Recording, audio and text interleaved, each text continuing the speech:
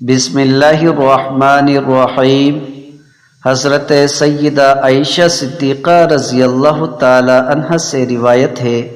کہ قریش نے اس عورت کے بارے میں مشورہ کیا جس نے غزوہ فتح مکہ میں نبی کریم صلی اللہ علیہ وسلم کے زمانے میں چوری کی تھی۔ انہوں نے کہا، رسول اللہ صلی اللہ علیہ وسلم سے اس بارے میں کون گفتگو کرے گا؟ انہوں نے کہا، محبوب رسول اللہ صلی اللہ علیہ وسلم حضرت اسامہ بن زید کے علاوہ اس بات پر کوئی جرأت نہ کرے گا۔ تو انہیں رسول اللہ صلی اللہ علیہ وسلم کی خدمت میں بھیجا گیا، تو اس عورت کے معاملے میں آپ صلی اللہ علیہ وسلم سے اسامہ بن زید نے گفتگو کی، تو رسول اللہ صلی اللہ علیہ وسلم کے چہرہ اقدس کا رنگ تبدیل ہو گیا اور فرمایا،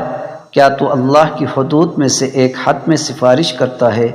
تو اسامہ رضی اللہ تعالی عنہ نے آپ صلی اللہ علیہ وسلم سے عرض کیا، اے اللہ کے رسول صلی اللہ علیہ وسلم،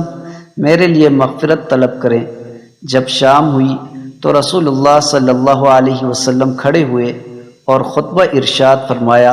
اور اللہ کی تعریف بیان کی جس کا وہ اہل ہے۔ پھر فرمایا، اما بعد، تم سے پہلے لوگوں کو اس بات نے ہلاک کیا کہ ان میں سے جب کوئی معزز آدمی چوری کرتا تو وہ اسے چھوڑ دیتے، اور جب ان میں سے ضعیف کمزور چوری کرتا تو اس پر حد کرتے، اور قسم اس ذات کی جس کے قبضہ میں میری جان ہے،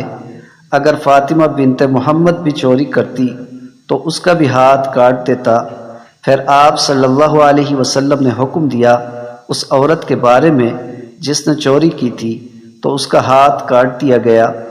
حضرت عائشہ رضی اللہ تعالی عنہ فرماتی ہیں کہ اس کی توبہ بہت عمدہ تھی،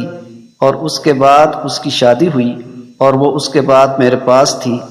اور میں اس کی ضرورت رسول اللہ صلی اللہ علیہ وسلم تک پہنچاتی تھی۔ حضرت عبداللہ ابن عباس رضی اللہ عنہما فرماتے ہیں